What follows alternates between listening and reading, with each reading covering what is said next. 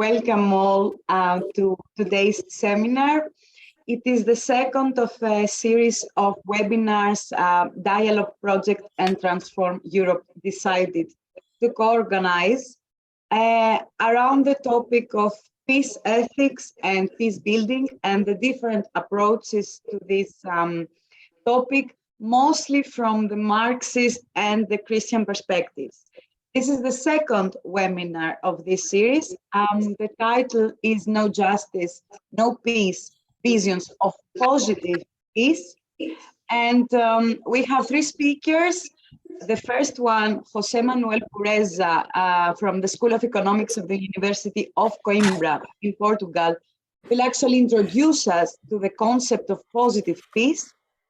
He will make a brief introduction in which he will underline the convergence of the Christian and the Marxist cultures and approaches in seeing peace as a program of structural change that goes well beyond the silence of arms. And he will prepare the floor for our two speakers, both economists. The first one, Birgit Mahnkopf. She's a former professor of European politics at the Berlin School of Economics and Law. And even though she shares the endeavor to develop visions of positive peace, she wants to clarify that, first of all, we need a better understanding of what is going on in the world nowadays.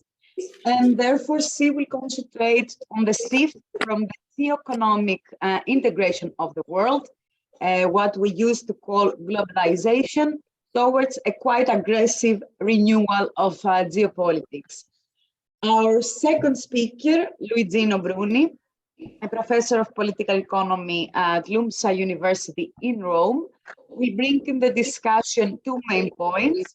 The first, a simple model of game theory, it's the so-called chicken game, to represent the war scenario. And the second, a short walk through the history of ideas from Montesquieu and Genovese on douce commerce.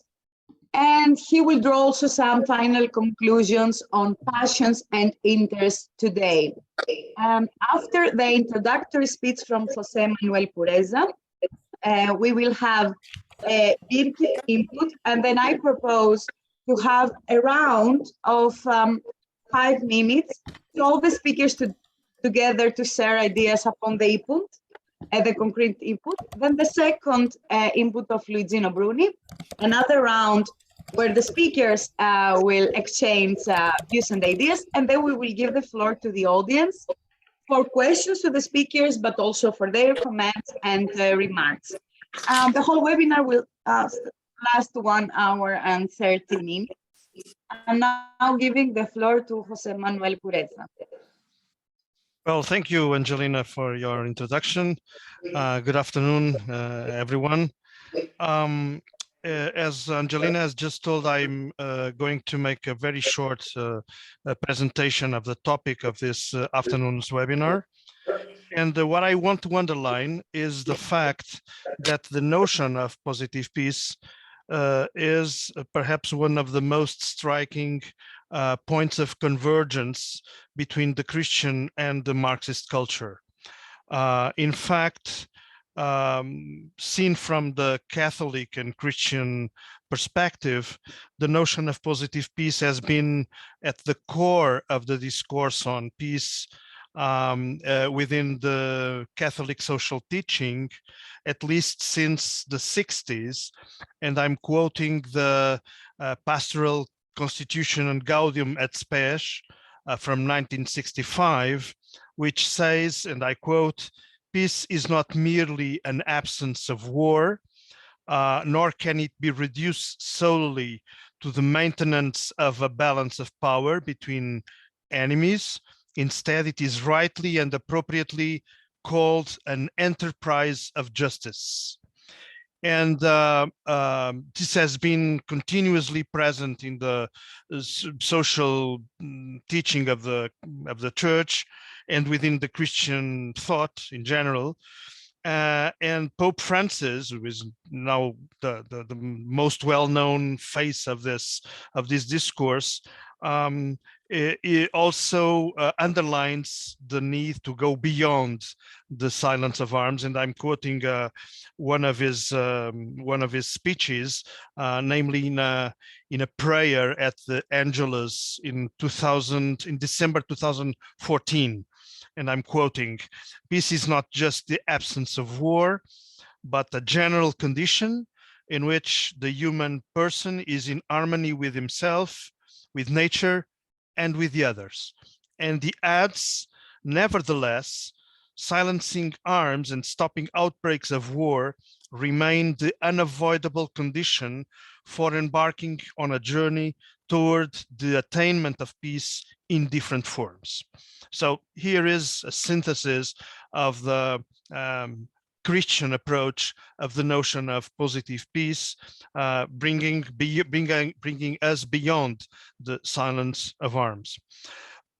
Also in the socialist culture, and I'm not quoting any sort of author, but within the socialist culture, there is a critical vision of interstate and intrastate wars as instruments of local dominant classes against the internationalist solidarity of the explored workers of all countries, but also a critical vision of formal peace, of, let's say, minimal peace, as a status used to turn inequalities, exploitation, and oppression invisible. The well-known words of Pope Francis, "This economy kills," is at the core of a socialist way of understanding the social demands for a peaceful condition, which involve obviously the deconstruction and the struggle against the capitalist mode of production and the production relations that it enables. So both cultures converge in seeing peace as much more than the silence of arms. They both face peace as a program, not a static condition, a program of radical social transformation that operates at the root causes of conflicts, a program of, let's say, collective metanoia, which is a sort of, and this is an homage to Angelina, the Greek word for conversion. So it involves socioeconomic justice, environmental justice, cultural justice, gender justice, historic justice, etc. And it involves, namely, and I stop here, a deconstruction of the political economy and of the cultural dispositives that feed not only physical, but also structural and cultural violences. So this is, in my mind, the basic framework for understanding the need to go beyond the silence of arms and to face a program of social and economic and cultural transformation that gives us an endurable condition of peace. And I stop here. Thank you, José Manuel. Thank you, José Manuel. Now Birgit has the floor. Unmute yourself, Birgit. Unmute yourself. You need to open your microphone.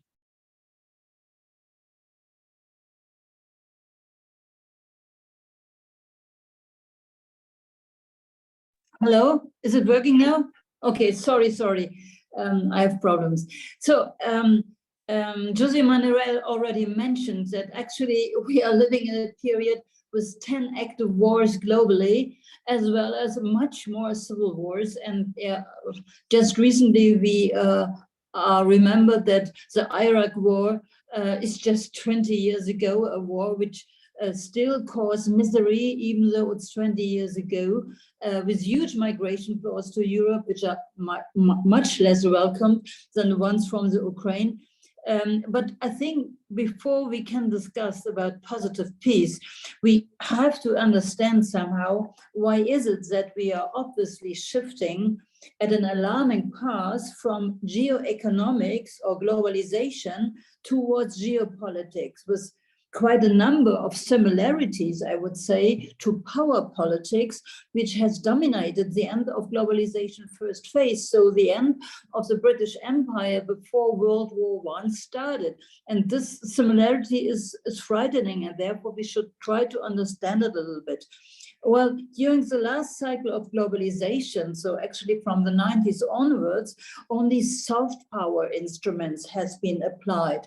Soft power instruments to open market, to link markets, to dominate market and market share, mostly by the transnational corporation coming from the global north.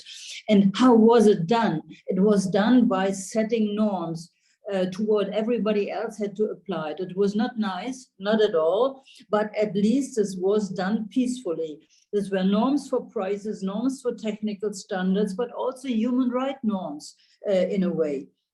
This was done via the financing and the planning and the construction of a lot of infrastructures, including pipelines. Please remember, pipelines always connect the two, well, let's say the two parties on the both sides of the pipeline, and they are connecting it, and they will not go to war because both are somehow connected by this sort of infrastructure. And yes, it was done by a lot of instruments of indirect control, in particular via the World Trade Organization, and as well a huge number of international organizations, not only at the UN system, but also a lot of informal groups, be it business groups or NGOs or civil society groups from across the world, not only from the north. And further, it was a process of connecting people and cultures via the demonstration effect of one role model, not a nice one, but obviously there was one role model, the Euro-Atlantic way of life, with its norms regarding consumption pattern and high mobility. So what we today have is something else. Geopolitics is back on stage. And what is geopolitics compared to this older period of last 30 years? But it's focused on power politics to control geographical spaces through the expansion of some big powers into the sovereign space of other states, be it in the air, be it on land, be it on sea. And geopolitics mostly is based on strong economic sanctions of all sorts, including tough protectionism with regard to trade and industry. But it's also done via the financing of insurgencies and via regime change from above, including the killing of disagreeable representatives of a foreign power from afar. And today it's very easy to do this via drones, as we know. And finally, but only finally, geopolitics also works via conquest, control, and defense in proxy wars, and yes, also military intervention, be it with or without a declaration of war. But the next question we have to answer and find an answer for. So why is it that geopolitics is driving big powers, be it the US, be it China, EU, or Russia, doesn't matter, with few, if any, considerations for the will and the interest of the huge majority of the non-OECD world, where nearly 4/5 of the world population is living? Well, I think the most important concerns of geopolitics in the 21st century are referring to preserving national security, which is based first and mainly on energy security. Without energy security, you don't have something like national security. And secondly, new geopolitics aims to establish and protect military supremacy, which today is identical with technological sovereignty. So enabling big powers to decide about the rules and regulation of the new technologies, which today are digital technologies, as we know. And this is linked to something else than just, securing energy security. It's about getting access to metals and minerals at lowest cost possible, because we need it for renewable energy technology, we need it for microchips, necessary for e-mobility, for all sorts of infrastructure, and most importantly, for modern warfighting. And before this backdrop, the geopolitical moves taken by Western countries in response to the Russian invasion of Ukraine has brought us really very little optimism for the near future, since coal and nuclear power plants are being kept in operation, and they are extended for a very long period, not only in Europe, but across the world. And what is even worse, that new oil projects, new gas projects are launched everywhere during the last year and also within this year. And this I would coin, it's definitely an open declaration of war on the biophysical systems of planet Earth. If this war on the planet is not stopped immediately, we will catapult ourselves back to temperatures last seen during the Eocene. The Eocene, you know, was 50 million years ago. This is a time we are approaching. This is a frightening message of a new study by the world's leading climate researchers under the title Climate Endgame, where they plea for an urgent look at the worst case scenarios. We used to ignore all the time the worst case scenario, and the worst case scenario, if we continue simply as we did it in the past, and in particular during this year with these, with the war in front of us, this will result in a heating of the Earth's climate of more than 2 to up to 4%, 4 degrees Celsius compared to industrial level until the end of the century, which is simply something like 70 years far, because this is a path we are recently on. Therefore, in times of climate catastrophe, already experienced in many places and growing existential hardship, an increase in violent intra and interstate conflicts must be expected. And this is, you know, the case we have to start our discussion with. In the near future, therefore, climate researchers argue we have to face synchronous failure, meaning that ecological as well as social system might collapse, comparable to the domino effect we experienced during the financial crisis, where one after the other states were kept. And in a way, if a certain threshold of chaos is reached, this is my problem with discussing ethics first before discussing the real politics. The problem is synchronous collapse of ecological as well as social systems might threaten civility in the way people interact with each other even before our civilization comes to an end. This I believe is the most important challenge a discourse about positive peace and peace ethic have to address at the first.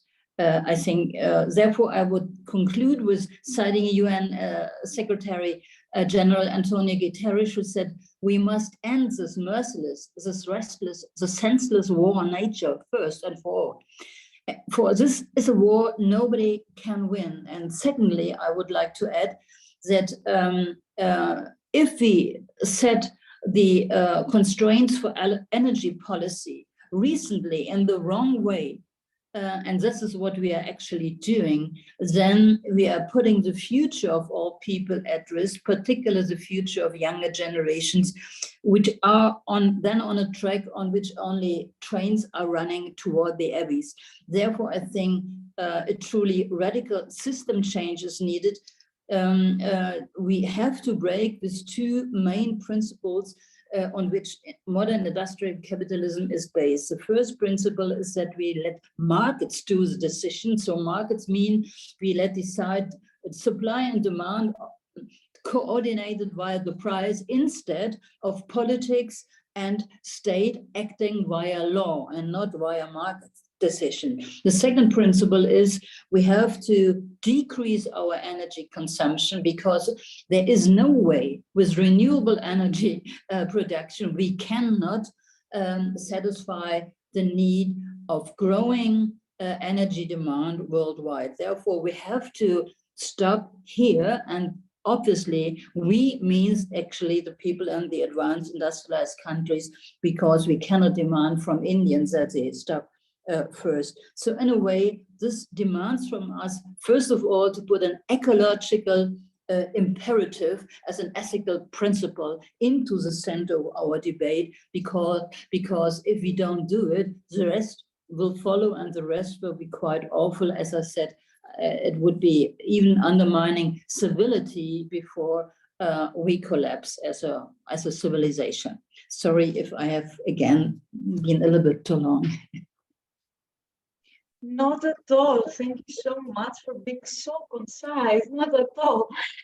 But Angelina, one thing in addition, I'm not an economist. I insist. I never have been. So please. I'm sorry, that was my mistake. Yes, that was my mistake. Okay. Okay, so now proposes it was so concise. Have this round where you can, José Manuel and Luigino, react to her main arguments and have an exchange before we proceed to Luigino's main input. Who wants to start, José Manuel or Luigino? Well, well, if you don't mind, I will just take the floor very briefly to say that, yeah, it is true that the discussion about the precedents of ethics or the concrete political and economic and ecological situation should be taken to the forefront of our concerns. And I do agree that the kind of diagnosis that Birgit has just shared with us is itself a good point of departure, an excellent point of departure for discussing the kind of ethical imperatives that are adjusted to this kind of situation. Namely, when Birgit talks about the worst case, the primacy of the worst case scenario, which is at this moment facing us every minute. So the need to have a sort of dense red lines, dense ethical and political red lines, which command our collective efforts. And I would just say that the ecological imperative of which Birgit has talked about is one of the most relevant forms of coming into the world of positive peace. I mean, the idea of a system of production, a social and economic organization, which obeys to this kind of ethical, to this kind of ecological imperative, is itself a form of giving density to the notion of positive peace. So I would underline this. Yeah.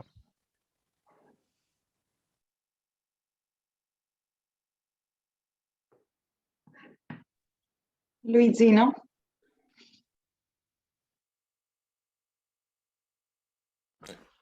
Thank you. I just agree with most of what our colleague said.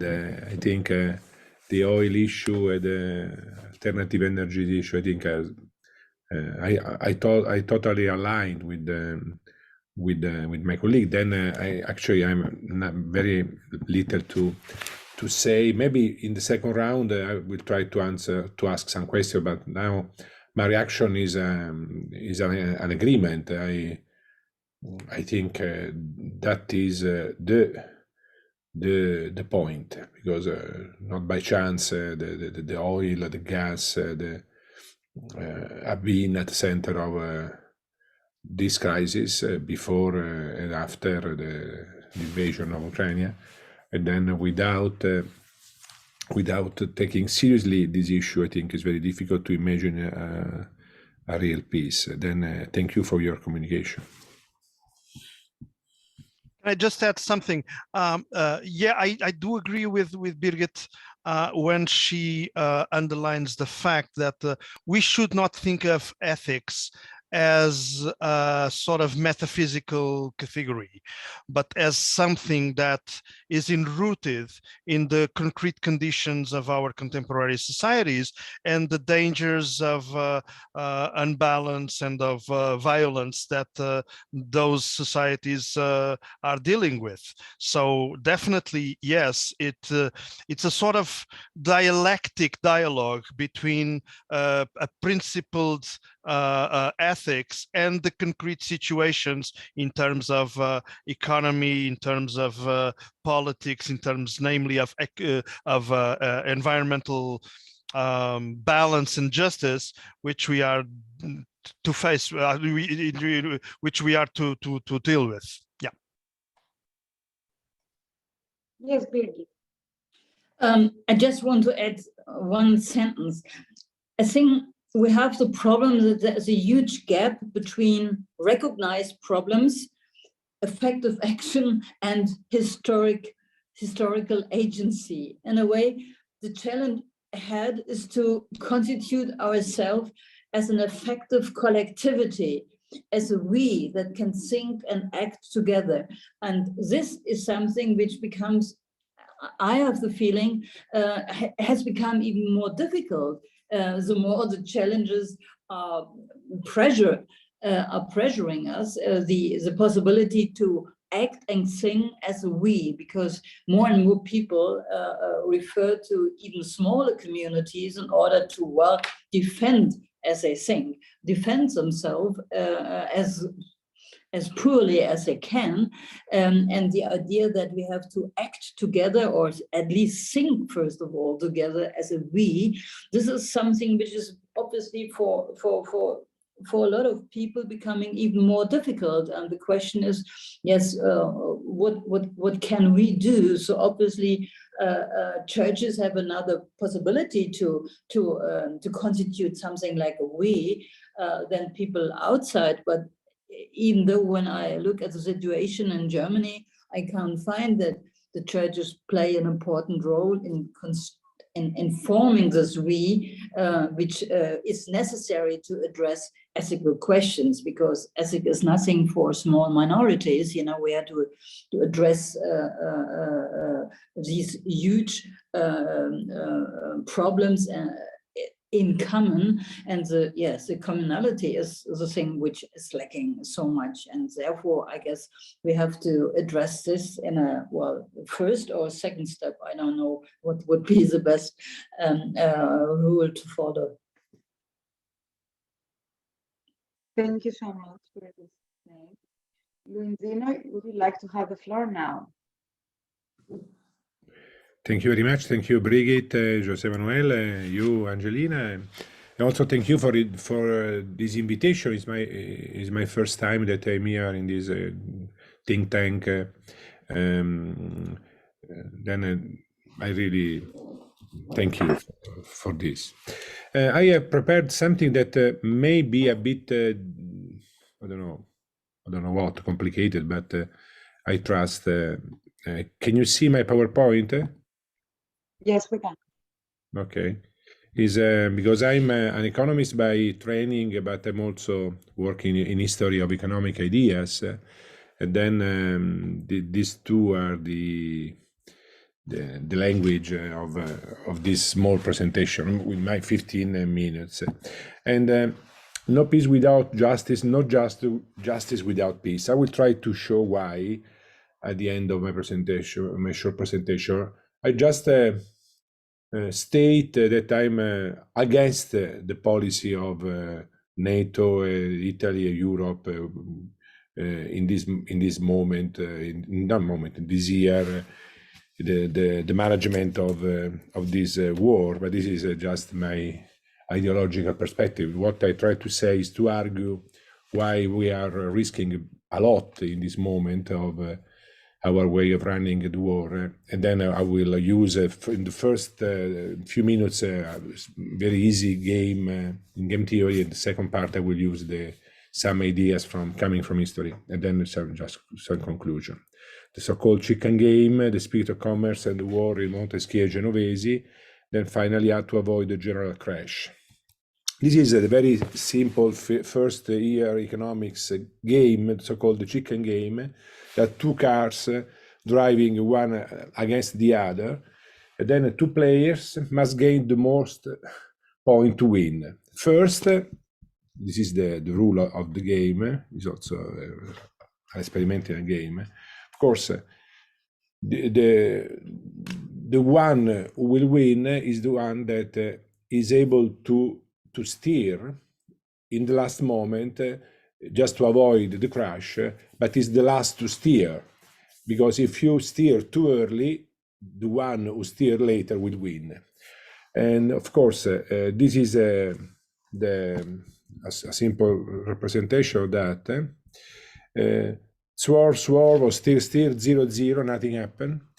If one steers and the other goes straight, the one going straight wins and the other loses. But if there is the crash, because no one steer in the right moment, of course there is the worst outcome, -100, -100. Then this is the possible scenario. Two players, A is Russia, B is Ukraine. Two options, swerve or steer or straight. No, this game is not a prisoner dilemma. There is no one solution. There is no one Nash equilibrium. There is two possible equilibrium. That is the two possible equilibrium is steer, straight, straight steer, then +1, -1, +1, -1. But we have no guarantee that one of these two equilibria will be selected, because also the outcome -100, -100 is possible.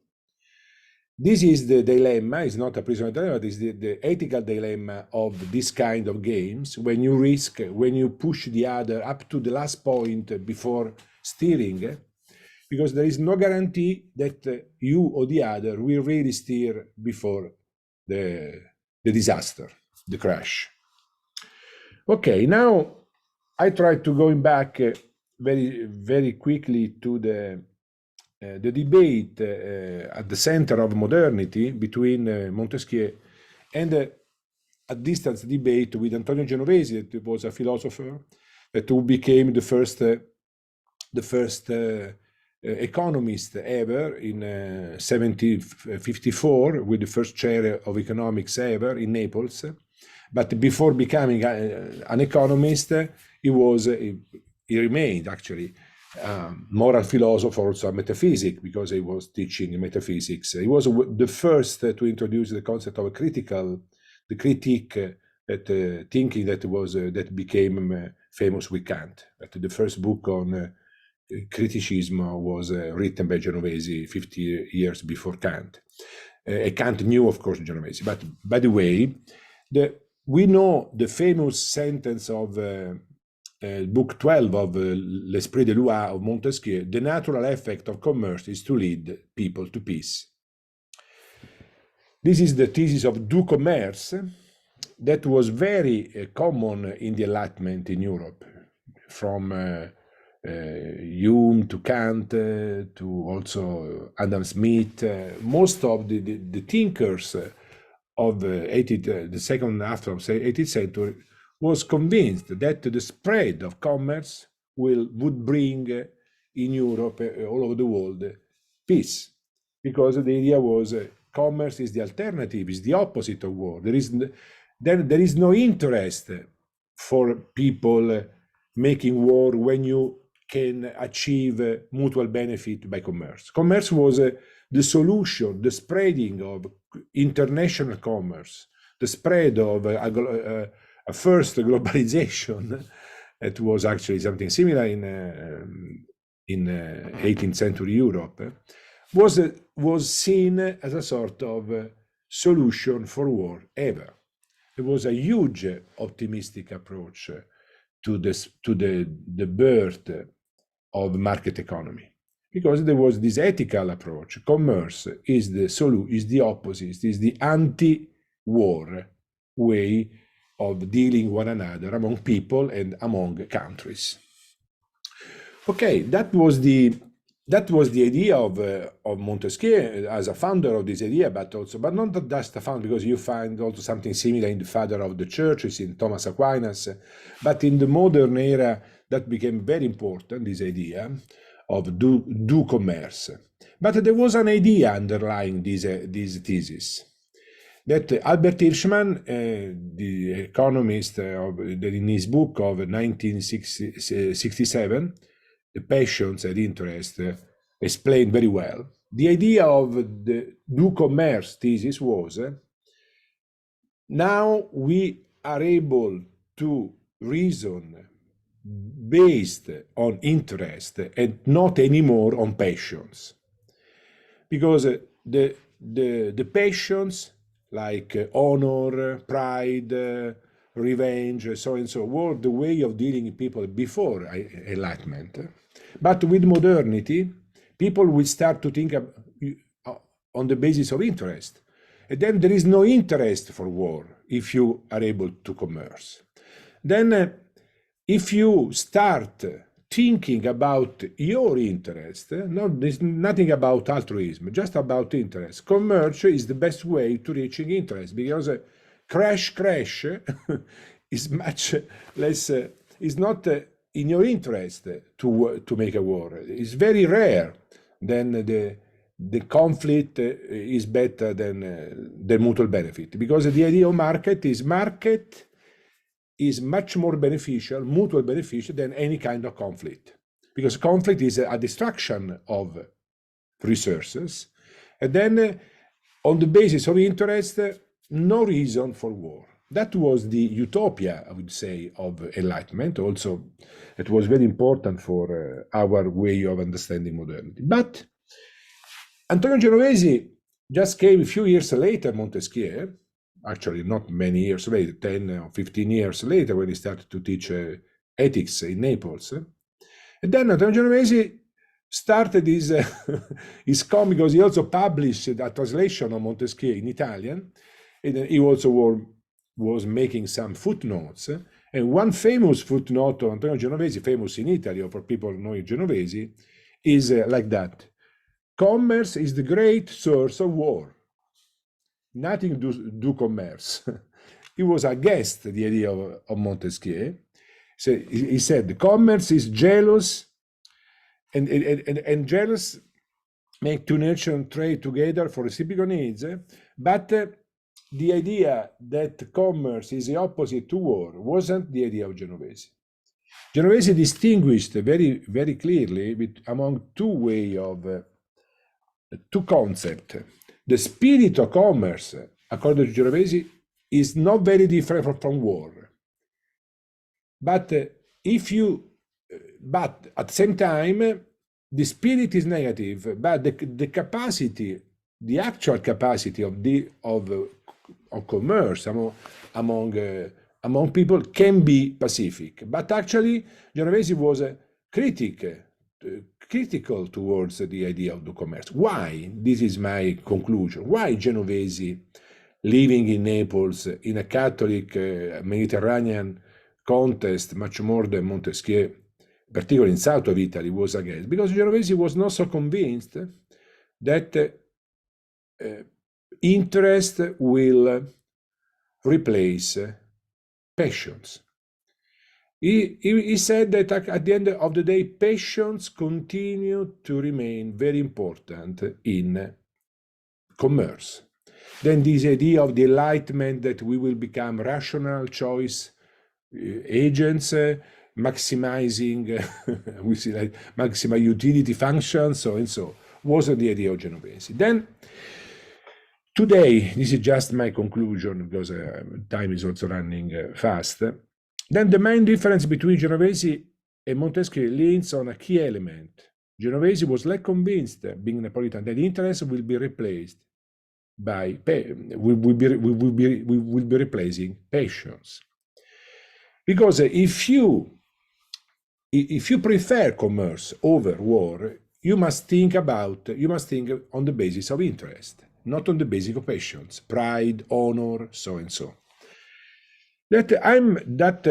Coming to our situation today, I'm convinced that the Russian Empire, the old idea of empire, is still anchored to an ethics of patience, much more to an ethics of interest. And then we have discovered with this war that the Western values wasn't the values of all humanity, because there are still a part of East Europe, a part of humanity, maybe also China, I don't know, Japan probably, but for sure, Russia, that doesn't reason on the basis of interest, but they continue to reason on the basis of patience. And then also the idea of justice is different if you reason on the basis of patience. There is no one only idea of justice. The Western idea of justice is not the only one, in my opinion. And then economic sanctions, for instance, that was the main tool we started to think when the war started, sanctions, but are almost ineffective in a world where passions overcome interest. I have friends in Russia, they say we are able to survive with the potatoes because the honor is much more important than interest. Then in our societies, in order to safeguard honor, they can drive straight. In a deep trap, this is my fear, Russia can decide total destruction for honor, because passion can be more important than interest. It is the same for Ukraine, this mutual destruction. This is another issue. My last, therefore, the claim no peace without justice can be dangerous, in my opinion, because of the different perception of justice, the justice of interest and the justice of patience. We can consider to put under discussion our idea of justice if we don't avoid the outcome -100, that can involve NATO becoming -100, -10,100, so and so. And then no waiting for justice before looking for peace, because it could be the justice of the chicken. That is not a very intelligent justice if we destroy one another. Then, if you are interested in some bibliography on that, on Montesquieu, this paper, Peace, War, and Spirit of Commerce in European Journal of History and Thought, also my book on game theory that is called Reciprocity, Altruism, and Civil Society, and much more important, the book of Albert Hirschman, The Passions of Interest, Princeton University Press, that is a very important book about this issue. Thank you, and I just conclude with Isaiah, this beautiful perpetual peace. Then they shall beat their swords into plowshares. I think that is our wishes for the present and for the future. Thank you very much. Thank you, Luigino. Thank you so much. Okay, who wants to react first?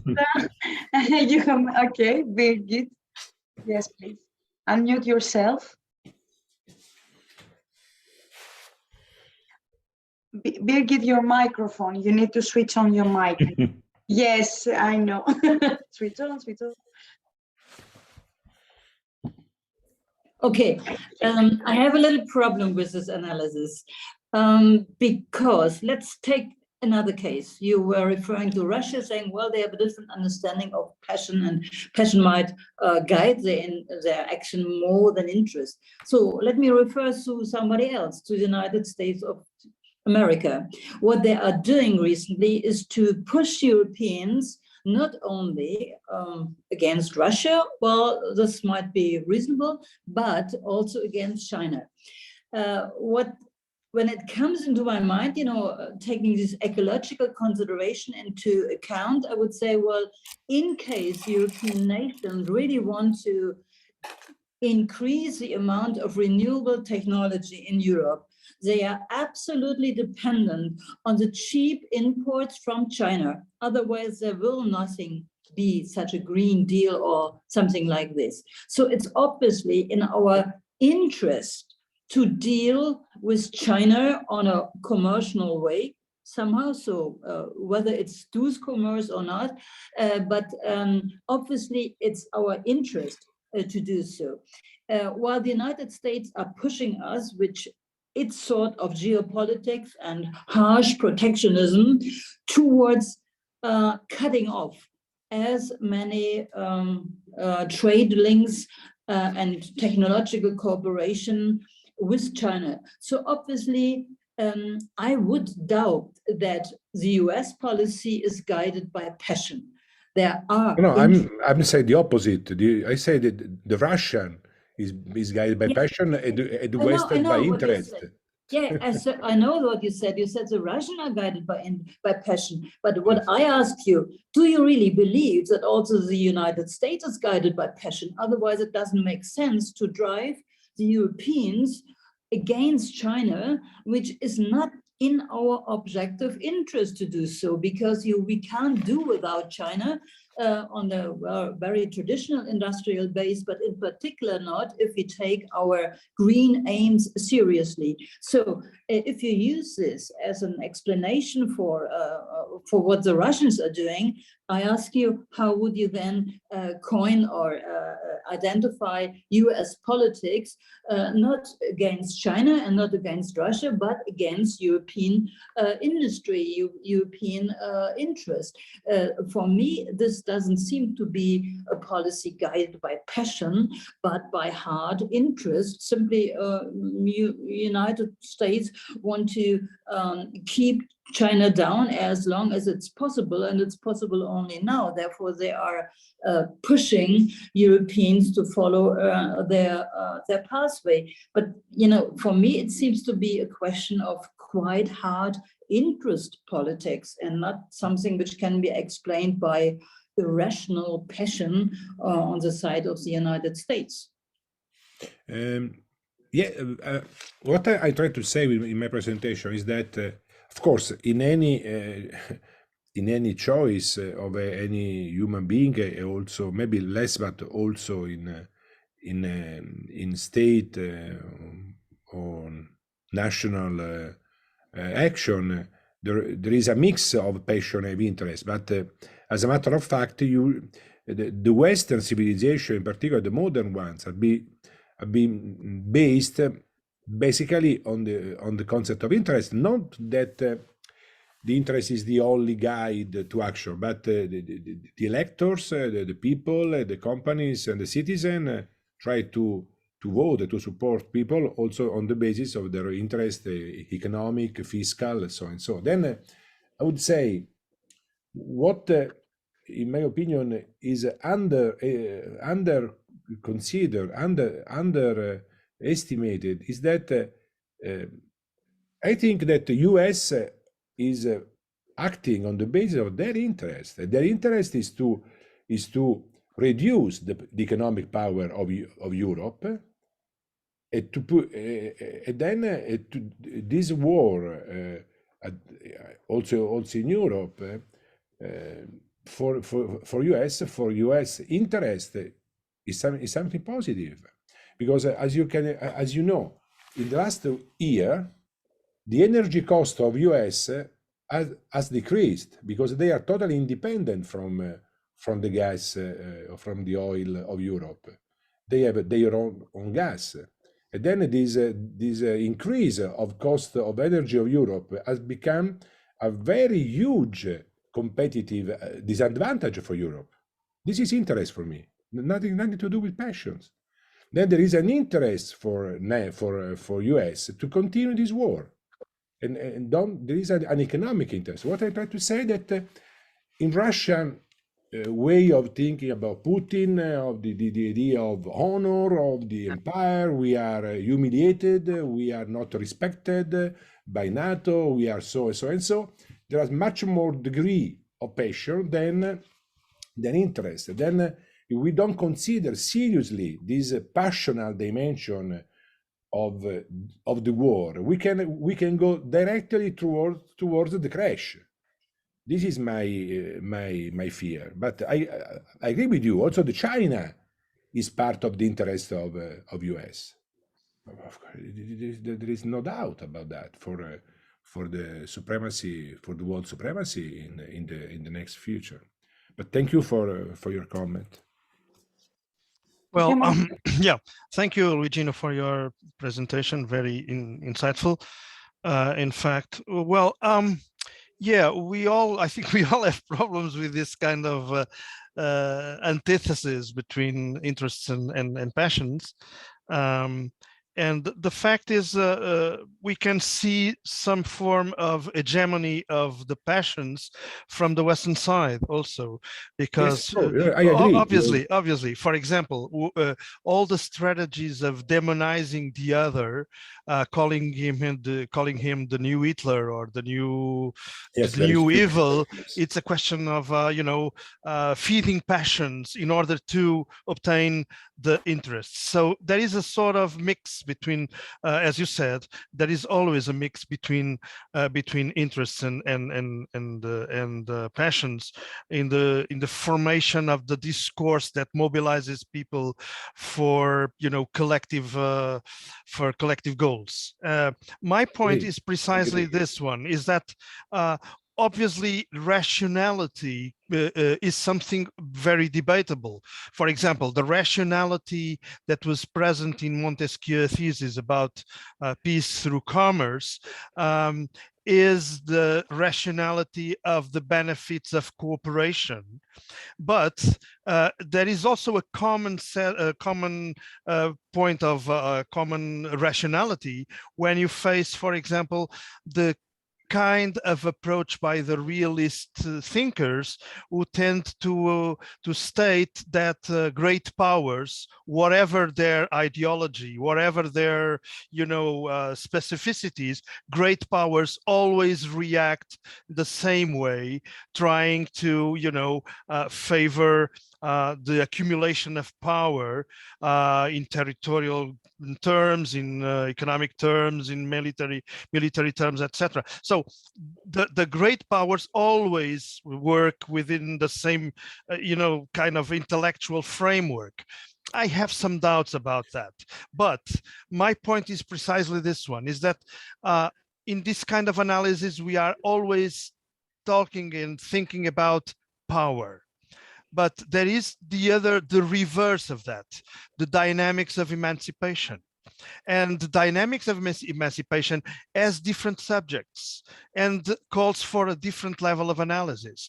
It does not deal with states as billiard balls. It works with classes. It works with social groups. It works with, this kind of other actors who struggle for historical agency. And this is precisely my difficulty in dealing with this. And I believe that an analysis focused not so much on the accumulation of power, but on the reverse, which is the accumulation of historical force and social force for emancipation, is the one that is closer to the idea of positive peace. It's the one that is closer to the idea of environmental justice, economic justice, historic justice, etc., etc. So this would be my comment. Thank you. No, I agree, José Manuel. I think it's a good comment. What I tried to put forward with my presentation is that don't underestimate the passion dimension of this story, because as you know, one element in Montesquieu theory is that the way of working republics is different from the way of working of monarchy. Then he said, in republics, interest is easier than in monarchy, because the way of thinking of mutual cooperation, of interest, is much more effective we would say today, in democracy than in empire. Then what this war is showing us that the role of passion is still very important in our society, and not just. No, my starting point was the ineffectiveness of sanctions. That because no, it's not, of course, there is some effect, but the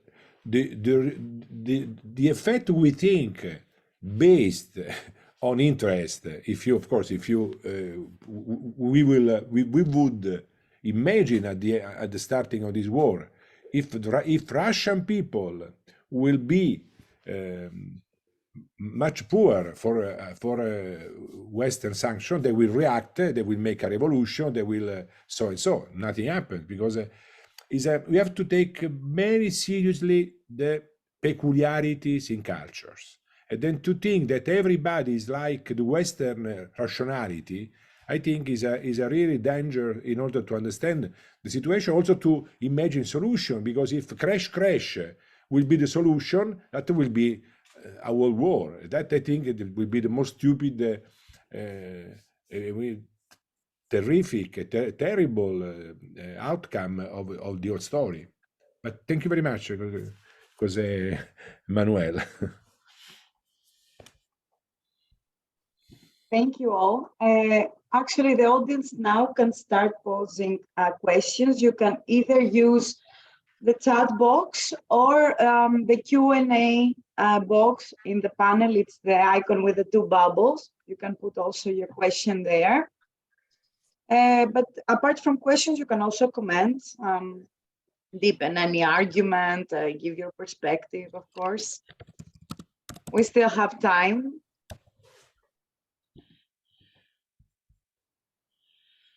Oh, now we have a moment of silence. Yes.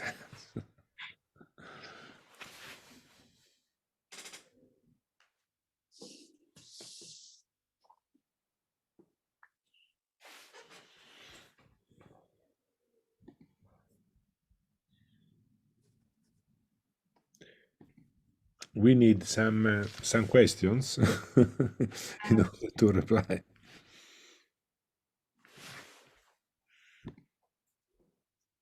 Okay, I want to ask Luigino something. Drawn from his last words. You said many times the Western culture, the Western ideas, the Western perception on this and Yes. that. Is there a thing as Western values actually? Is there a homogeneity and the Western perception of the world? I mean, well, I'm a Southern European, okay, I come from Greece, and I have a lot to say on the way that the European Union, for example, has operated and still operates for years. And we have seen and we have observed many different Western values and perceptions. I mean, European Union is a union that shares, so to say, also an ideological unity and the past and common principles. There are principles upon which it was founded for the first place. But again, we always see not only the times of crisis, we witness all the way big contradictions and huge antagonisms, and not only economically, but also politically. For example, the vision its big power inside the EU has for the EU and for the future of the EU. Doesn't this, I don't know, show us that there is not actually such a homogeneity in the Western world, not even in the Western world in general, in European Western world? Mm-hmm. No, I totally agree. I have just published a book called Meridian Capitalism, the capitalism and in the south of Europe. Then I think there are many differences, also historical. Not every, also the spirit of capitalism in the Protestant countries and the Nordic countries. Not just for Max Weber, but there are many differences in the culture, in the way of understanding economy, companies, so and so. But as a matter of fact, the NATO approach is quite compact for the moment. There is a strong support of what the US is doing in Europe today. European Union is totally aligned with the US. That was really surprising me, because that in the name of NATO, a military alliance that started after the Second World War, that we are still so dependent on what is going on in the US for dealing with the European issues. That was a huge surprise for me as an European citizen. I thought that we were able to have a more independent position and maybe a more debate among ourselves about how to deal with this crisis, and not just to follow in a very flattening way the US approach. For that reason, I use the expression Western, but in a military geopolitical sense of this war, not in general, because in general, I totally agree that I also wrote a lot of papers and books on that, the different way of imagining capitalism in Europe, in South Europe, in Catholic countries, in US in particular.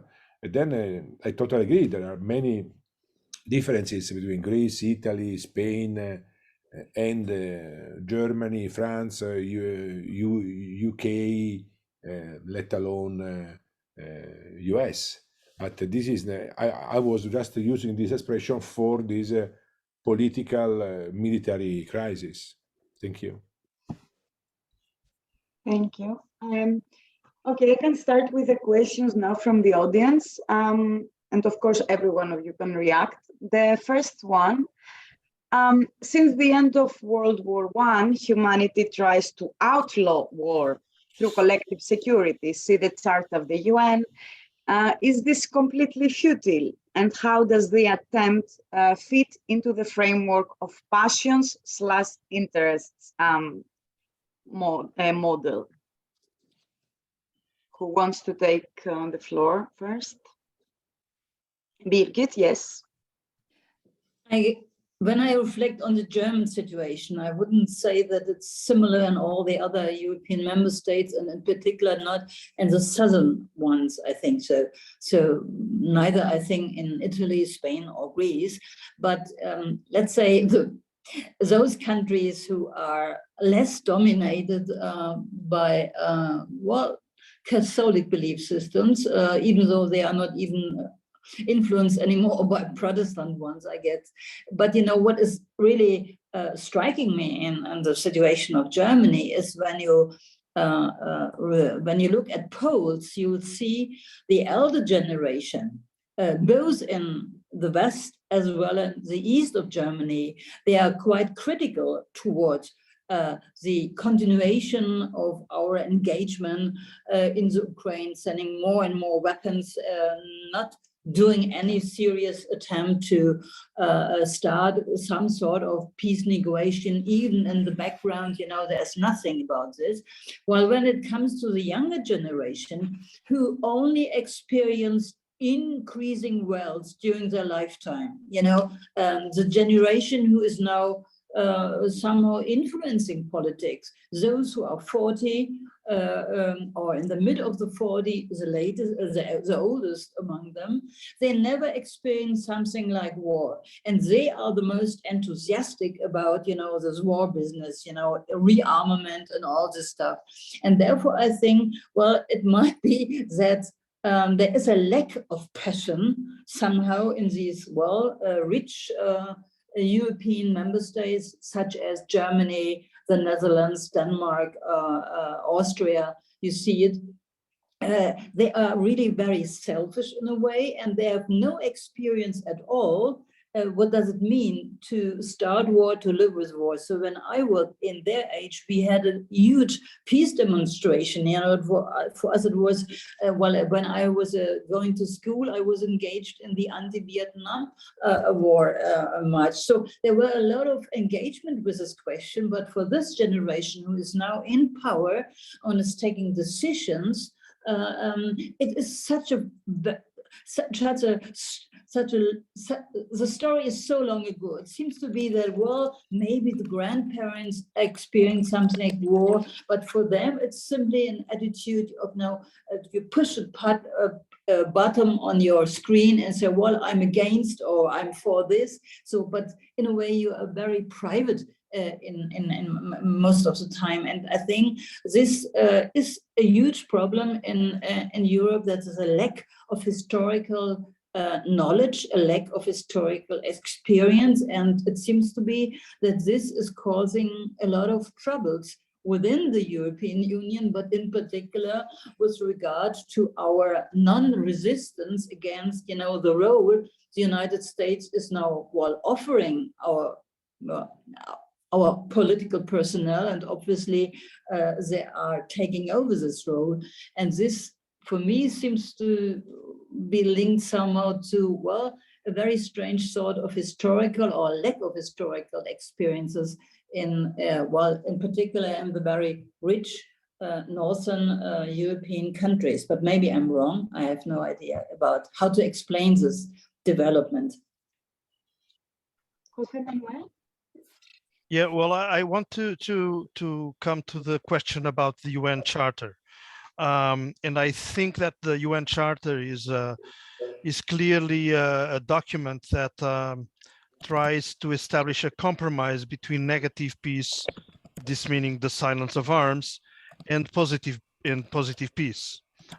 In fact, in the UN Charter, you find at its core the question of maintaining peace and security understood in military and political terms. And you also find a dimension of policies of development, policies of human rights accomplishment, policies of self-determination, etc., etc. So therefore, in 1945, there was the understanding that these two dimensions should go together. And I think that one of the dramas of this moment we are living in is precisely the fact that the UN still is able to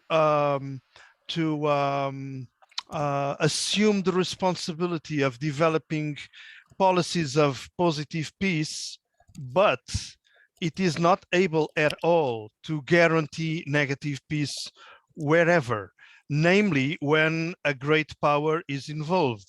Because the involvement of a great power, whatever the great power is, be it United States, be it Russia, or be it the United Kingdom or France or China, I'm talking about the permanent the five permanent members of the Security Council.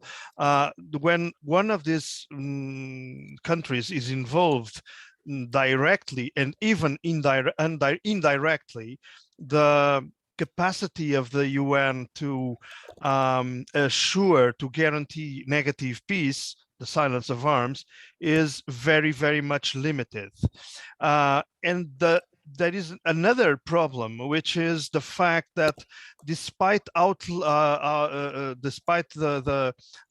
eradication, the legal eradication of the use of force, most of the times after the end of the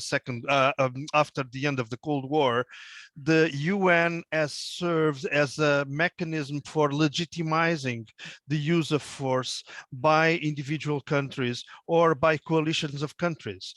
Look at Afghanistan, look at Iraq, look at Libya, look at Syria, etc., etc., etc. So there is a very hard crisis in this aspect of negative peace, and no such a crisis, or at least no such a dramatic one, concerning the positive peace policies that the UN still is able to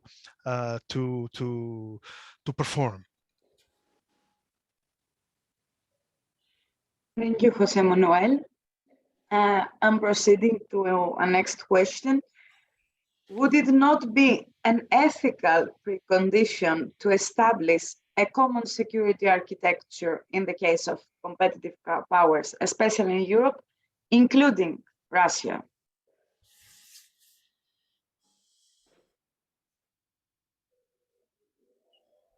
Who wants to react first? Maybe Birgit is more expert on that.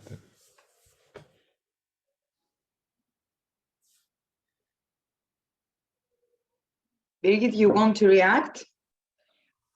Well, the attempt has been made, and today there are I don't see where are the powers who could drive such a program. You know, that's a problem. You know, if you are once in a situation where we are now in, you know, where the idea that to including Russia into the House of Europe, which was the idea of Gorbachev, and then also a lot of social democrats across Europe immediately after the fall of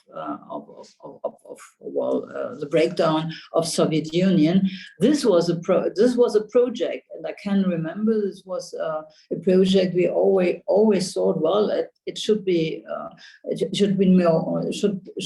realized. But today, I see we as well as the Russians have done everything to undermine such a project, and now I see that Russia will step by step be integrated into the new power realm of China, and that's finally the result of also of Western sanction policy that we drive Russia into the arms of China, and we cannot complain about this. So actually that's what we have done in a way, treating Russia as we did for good or bad reason, doesn't matter here, but this will be the neutral outcome. So Russia will become a part of the emerging Chinese hegemon, I think so, and we cannot, there is no way to say, well, it's a pity. It's a pity, but because I think Russia is a European nation somehow, but we have put away all the chances to integrate Russia during the last 20 years, last 30 years. And now I think it's no longer the time where we have a chance to follow another pathway. This is what history sometimes teaches us, that there is a time for doing something, and if the time is gone, one can no longer change the direction anymore. And I think, but maybe I'm wrong. You are very humble because you conclude always, maybe I'm wrong. This is a very good attitude for dialogue. Hopefully I'm wrong. Well, I do agree absolutely with what Birgit has just said. One of the icons of this tragedy that we are facing is the replacement of the structures that have been created during the final phase during the final phase of the Cold War, and that have been maintained after the end of the Cold War. And I'm talking about the Organization for the Security and Cooperation in Europe, OSCE, and it has been completely replaced within this moment by NATO. So, and the UN itself has been replaced by NATO. So the only,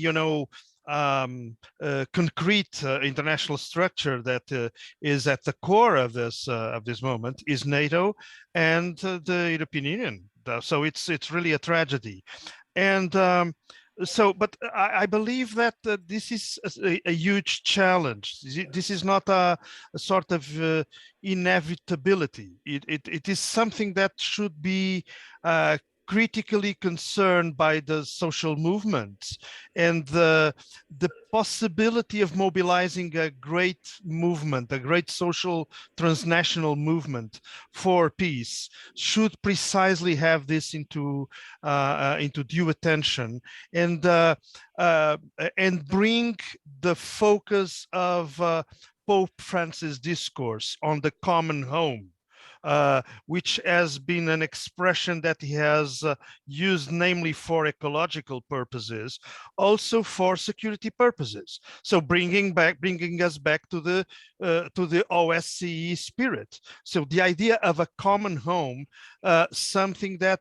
is the that is absolutely needed to struggle against the nuclear apocalypses. So we are facing this this possibility. It's more and more a concrete possibility, and the only capacity that the social movements have to struggle against that is precisely to think in terms of a common, and I underline common, security, which brings together all those that will be victims of a final, you know, scenario, tragic scenario, which is the nuclear apocalypses. Thank you. I agree. Thank you. We have no other questions in the chat box. Do any of you wants to make any final conclusions? Because okay. We are still, we are too much in the middle of a crisis to make a final conclusion, because it's so open issues that I think is important to have different ideas, open conclusions, because no, I think is not this is not the time for certainty, because we are all in a really new crisis, also intellectual crisis. For instance, I just make one comment. People like me that worked for many years in game theory, in cooperation, reciprocity, so and so, this war was actually a sort of failure of our capacity of understanding the world, because it was something so new that also there is a new humility in using the old categories for understanding what is going on in the world, because there is a sort of humiliation of intellectuals, people, game theorists, because we are really in a facing a so new that we situation that we most of us thought that was totally part of the past of Europe and not the present. And then this experience of humility is something also important to live seriously, because I personally feel a sort of inadequacy, a sort of poverty in understanding really in deep what is going on today, in particular the solutions of this crisis, because we can agree about the diagnosis, we can agree about the past possible solutions never adopted, but the problem is now. What we can suggest in this moment for finding something concrete in terms of peace? That is, for me, a really experience of failure, of impotence, but it's something was important as a starting point for something new. Angelina, there was another question which was put at the question and answers, or which is from Tonette Meeking or Miking, I don't know. It says, and I quote, "I believe that all three of you, which includes me, are underestimating the internal and external logic of capitalism and how are working at the present historical moment. Marx was not talking about commerce. He was talking about capitalist commercialization and commodification and its consequences. War is a necessity to keep capitalism going on." Then he or she finishes, "I also wish we can talk about more spiritual issues that this present situation create and how the different religions could contribute." I would just like, I have mentioned this because I want to precisely to emphasize this. Yes, within the Marxist culture, there is this notion that there is a sort of correspondence between the capitalist mode of production and the beginning of wars as a form of capitalism to keep on, you know, the process of massive production and commercialization and commodification. Yeah, true. Obviously, so the war is as a as a close connection with the capitalist mode of production. True.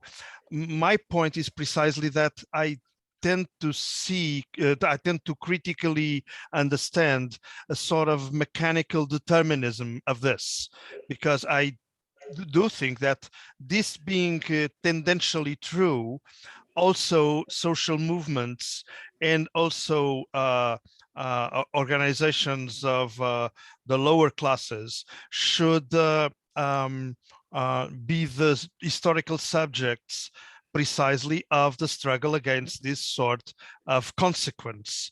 And therefore, the idea of a pacifist approach to international controversies is very much the biggest challenge for those of us that place ourselves within the emancipatory dimension of history. So yeah, my point is precisely the struggle against determinism in what concerns the connections between capitalism and war. And this is it.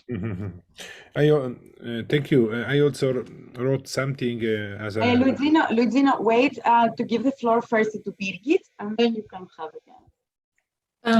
I thank José Manuel, but I want to clarify something. I wouldn't say that there's a determinism in Marxism between capitalism and war, but there is something which is has to be taken very seriously, in particular today. The war industry, the weaponry industry, always comes in when there are big problems to increase growth. And what we do have at the moment, and I don't see that this will change in the nearest future, this enormous amount of economic growth on which the last decades are based. There is nothing in view which can stimulate this growth, but the weapon industry is always a wonderful vehicle for capitalism, because for producing weapons you don't need a market. You have states who demand weapons, and then you produce weapons and you sell it to the state. So you don't need any market to do so. And this is something which we have to keep in mind what's recently happening. There is a huge crisis, an economic crisis. So I guess there will no longer be any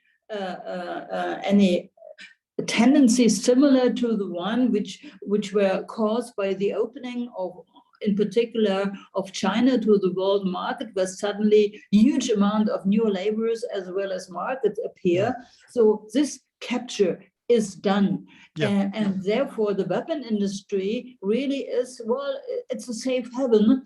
Very often capitalism is referring to, because it's simply capturing the state who will be the consumer of the goods. And the war usually is not the outcome, but very often war happens after you have given your production wishes toward the industry. Then you need more weapons to be produced. You know, this is the dynamism we have to take into account. And somehow I would say we have a similar situation today, where a huge demand is going into this industry, be it in the United States, be it in Europe, be it in Russia, be it in China. And this is a mechanism we have to break somehow. And yes, we can do it only with a huge peace movement, but the problem within capitalism is that if there are no new markets to be captured, then we still will end with this irrational way of producing something simply for destruction, because the aim of this industry. True. But except of this, I'm totally follow your argumentation, but we should clarify. Luigino, your final words. No, it's not fine. I just said that I was. I tried to answer in the chat, also saying something also on that issue of Tonet, because I think this is another general issue that the analysis of capitalism made by Marx, based actually on the conflict between profit and wages, is of course very important. It was very important for the 18th and 20th century. But before Marx, there was the theory of David Ricardo that was based on the concept of rent seeking. According to David Ricardo, the collapse of capitalism will be related to the growing of rent over profit and wages. I think today capitalism is a matter of rent seeking much more than profit maximization. But if we use the conflict between profit and wages as is in the market system without any reference to rent, I think we have not enough tools for understanding what is going on in our capitalism, much more based on rent than profit, because profit is a revenue that you create today. Rent is you are living from what you did in the past, using power positions, and then in weapons, in oil, this 90% is a matter of rent, much more than profit. Then I think to reconsider this Ricardian pre-Marxist approach to rent seeking as the disease of capitalism, I think today can be something interesting also for a Marx Christian dialogue, in my opinion. Thank you so much. Okay, I think now we need to close this discussion. Thank you all for your contributions and the exchange you had with each other, but also with the audience. I have to announce also the next webinar of this series. It will take place on the 12th of April. It will start at 6 p.m. And the topic would be about can art, science, and religion redeem us and be also ferments of peace? So a discussion also about the applications, cultural applications of today in peace building and the concept of stable peace. Thank you so much. If you want to follow our future activities, visit our website. We put all the information in the chat box. It is dialop.eu. And we hope we can see each other soon and continue exchanging views and ideas. Thank you, Angelina. Thank you, José. Thank you, Angelina. Bye-bye. Thank you, José Manuel. Bye.